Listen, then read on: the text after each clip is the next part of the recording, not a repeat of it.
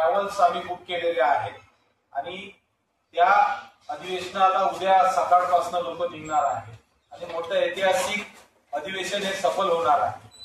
मित्रांनो, या अधिवेशनाची एक विशेषता ही आहे की या अधिवेशनाला ज्वलंत विषय आम्ही ठेवलेले आहेत आणि पहिलं जे सत्र उद्घाटन सत्र आहे, या उद्घाटन सत्रामध्ये 5 विषय एकूण लावलेले आहेत.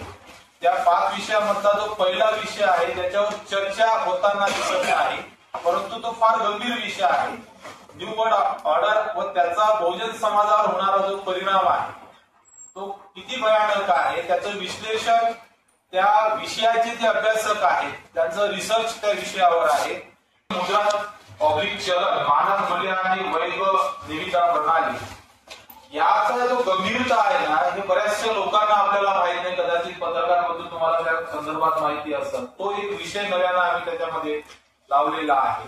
त्याचबरोबर ज्याप्रमाणे सर्व जे टेम्पल आहे, शिखांचा गुरुद्वारा शिखांच्या कब्जामध्ये आहे, हिंदूंचे मंदिर हिंदूंच्या ताब्यामध्ये आहे, जैनांचे मंदिर जैनांच्या ताब्यामध्ये आहे, ख्रिश्चनांचे चर्च ख्रिश्चनांच्या ताब्यामध्ये आहे. परंतु बौद्धांचं जे आधार स्तंभ आहे किंवा आधारशाला आहे किंवा त्याचं प्रेरणा आपण जिथून आपल्याला मिळते, त्या ठिकाणी जे बोधगया टेम्पल आहे ते टेम्पल ह्या 1949 रद्द करून महाबोधी महाविहार हे बौद्धांच्या ताब्यात द्यावे, हा सुद्धा एक विषय आपण त्या ठिकाणी लावलेला आहे.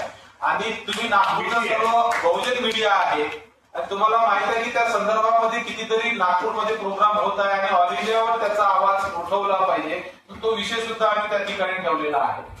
दुसरा एक आताचा एक गंभीर विषय असा आहे का मालेगाव, नांदेड आणि मुंबईचा जो ब्लास्ट झालेला होता, हायकोर्टाने मुंबईच्या ब्लास्ट मधून जे लोक सुटले त्यांना पण निर्दोष सोडलेला आहे.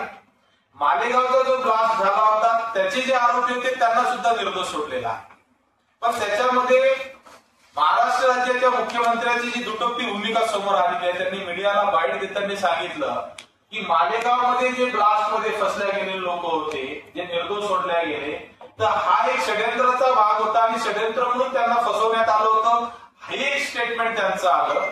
आणि मुंबई ब्लास्ट मध्ये जे निर्दोष मुस्लिम लोकांना सोडण्यात आलं याविषयी आम्ही सुप्रीम कोर्टामध्ये अपील करू असं त्यांचं स्टेटमेंट आलेलं आहे. म्हणजे एका ठिकाणी त्यांना फसवण्यात आलं होतं आणि एका ठिकाणी आम्ही सुप्रीम कोर्टात जाणार, जी दुटप्पी भूमिका मुख्यमंत्र्यांची आहे तो सुद्धा विषय आम्ही जो विरोधाभास आहे त्या संदर्भात सुद्धा एक चर्चा आम्ही करणार आहे. आणि एक लेटेस्ट संविधान का बदलाव एक पुस्तक आलेलं होतं, त्या पुस्तकाचा काय ग्रामची मानसिकता आहे त्याच्यावर सुद्धा एक चर्चा आम्ही करणार आहोत. त्या संदर्भामध्ये बरेचसे वक्ता काम करणार आहेत, बोलणार आहेत, त्याचं रिसर्च आहे, ज्याचे त्या विषयाचे जाणकार आहेत त्या लोकांना आपण त्या ठिकाणी बोलवले आहे. दुसरं मित्रांनो, दुसरं दुपारचं जे सत्र आहे ते सत्रामध्ये एकूण 6 विषयावर चर्चा आपण करणार आहोत. पहिला जो विषय आहे जनसुरक्षा विधेयक कायदा, जो महाराष्ट्रामध्ये आता लागू करण्यात आलेला आहे. आणि हे जे विधेयक आहे, हे विधेयक याच्या अगोदर वेगवेगळ्या नावाने पूर्ण देशामध्ये सुद्धा आहे.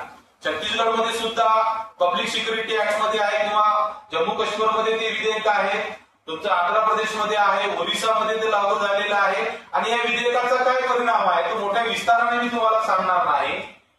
काश्मीरचं कलम रद्द केल्यानंतर तिथले जे मुख्यमंत्री होते त्या मुख्यमंत्र्यांना कोणतीही सूचना न देता 2 वर्ष नजरकैदेमध्ये ठेवलं, ते हे विधेयक आहे.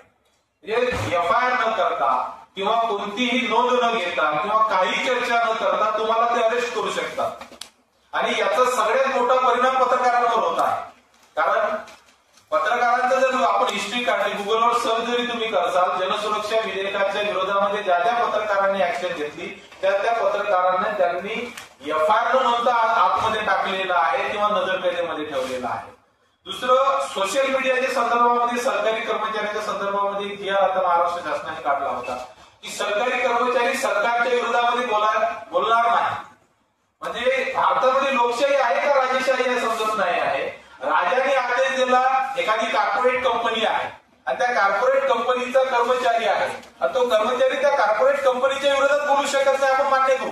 परंतु भारतामध्ये लोकशाही आहे आणि लोकशाही राज्यामध्ये सरकारने एखाद्या विरोधामध्ये निर्णय घेतला आणि कर्मचाऱ्यांनी बोलायचं नाही, म्हणजे लोकशाही नसून ते हुकुमशाही प्रमाणे राज्य शासन वागत आहे आणि शासनाच्या विरोधामध्ये बोलायचं नाही असं सरकारी कर्मचाऱ्यांना त्यांनी ताकीद दिली किंवा ते शेअर करायचं नाही, त्याच्यावर लिहायचं नाही. दुसरा एक मित्रांनो, बोले तैसा चाले त्याचीच वंदावी पावले, जगद्गुरु तुकोबारायांचं हे वचन आहे, अभंग आहे. हा विषय आम्ही मुद्दामून लावलेला आहे कारण या ठिकाणी आम्ही जे बसलेलो आहे, माननीय अभिजित भगत सरांना 25 वर्षाचा समाजाचा अनुभव आहे. मी 2007 पासून सामाजिक कार्यामध्ये आहे. मान्य धनवी सर असतील, गेडाम सर असतील.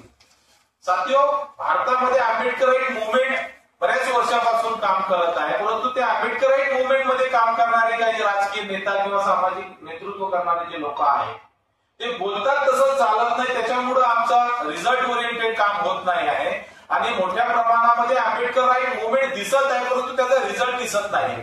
आम्हाला कुठेतरी काँग्रेस बीजेपी याच्या आतमध्ये जाऊन काम करायचं आहे. स्वतंत्र असं अस्तित्व आमचं दिसत नाही, ते नेतृत्वामुळे झालेलं आहे. म्हणून बोले तैसा चाले त्याचीच वंदावी पावले याच्या नुसार आपण काम केलं पाहिजे.